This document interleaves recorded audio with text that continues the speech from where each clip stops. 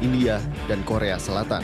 Namun terlepas dari aroma optimisme yang didengungkan itu, Indonesia hari ini masih memiliki sejumlah masalah mendasar. Di sektor ekonomi, persoalan yang mewarnai adalah angka kemiskinan dan pengangguran yang relatif masih tinggi. Berdasarkan data Badan Pusat Statistik, hingga awal tahun ini, angka kemiskinan Indonesia masih 11,7% dengan jumlah penduduk miskin sebanyak 28,55 juta orang. Sedangkan menurut data Kementerian Tenaga Kerja, jumlah pengangguran terbuka hingga tahun ini masih mencapai 7,24 juta orang. Lambatnya pengurangan angka kemiskinan didorong oleh pertumbuhan ekonomi yang belum berkualitas, serta kesenjangan akibat kenaikan harga BBM tahun lalu, bencana alam, hingga krisis ekonomi global. Kondisi ini diperparah oleh rapuhnya kemandirian pangan dan kedaulatan energi. Hingga saat ini, pasokan untuk sejumlah bahan kebutuhan pokok masih tergantung dari luar negeri alias impor. Mulai dari beras, kedelai, ikan, daging sapi, hingga garam. Sebagai negara agraris dan maritim dengan daratan dan laut yang luas, sungguh ironis jika Indonesia tidak memiliki ketahanan pangan yang real. Sementara pada bidang tambang dan energi, persoalan besar di sektor ini melumburi mulai dari hulu hingga hilir. Persoalan di hulu tidak pernah terlepas dari masalah penguasaan sumber daya energi dan mineral. Dominasi asing sangat kasat mata terpampang. Sektor hulu minyak dan gas misalnya, lebih dari 2/3 wilayah kerja pertambangan sektor ini digenggam oleh korporasi asing. Tak kurang 88,8% pertambangan migas dikuasai perusahaan asing. Pertambangan batu bara, bauksit, nikel, dan timah, 75% diantaranya dipegang pihak asing. Begitu juga di bisnis tambang tembaga dan emas, dominasi asing mencapai 85%. Bidang perkebunan sawit tak juga lepas dari tangan-tangan asing. Negara yang besar adalah negara yang berdaulat. Kedaulatan selain wilayah juga termasuk kedaulatan atas pengelolaan sumber daya manusia, sumber daya alam, dan kemanfaatan energi. Kedaulatan fisik dan wilayah Indonesia memang sepenuhnya sudah dalam genggaman bangsa sendiri. Namun sejauh mana pengelolaan negara atas segala modal manusia, alam, beserta seluruh kandungan di dalamnya mampu membawa Indonesia menjadi bangsa besar yang maju, sejahtera, dan bermartabat dalam kesetaraan.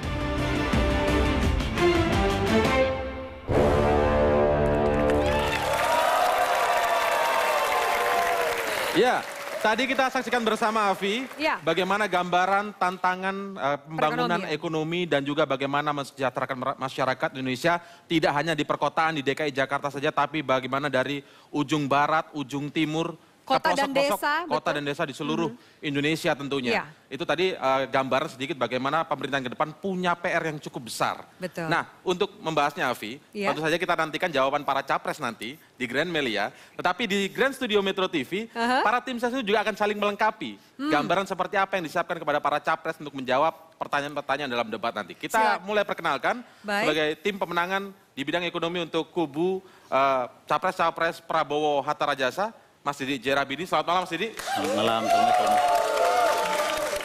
Mas Didi sudah siap dengan datanya, saya lihat di mejanya sudah banyak data-datanya, Afi. Tapi tidak hanya Mas Didi, tapi ada pendukung dari Prabowo Hatta. Mana suara dari pendukung Prabowo Hatta?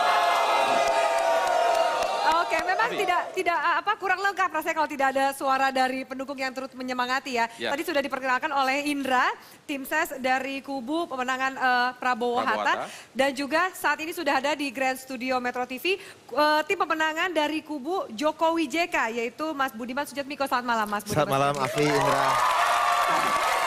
Dan tanpa diperkenalkan langsung, boleh kita dengar suaranya, tadi kita sudah dengar ya suaranya, sama-sama dari pendukung ini. Baik, kita juga akan menghadirkan satu panelis yang masih bersiap.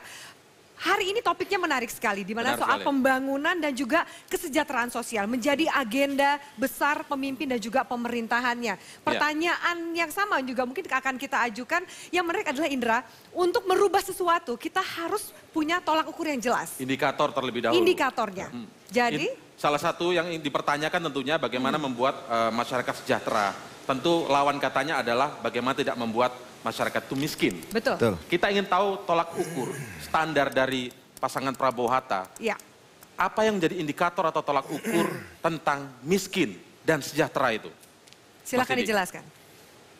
Jadi indikator kemiskinan itu kalau definisinya banyak. Ada BPS, ada Bank Dunia, ada macam-macam dan itu tidak perlu diperdebatkan di sini.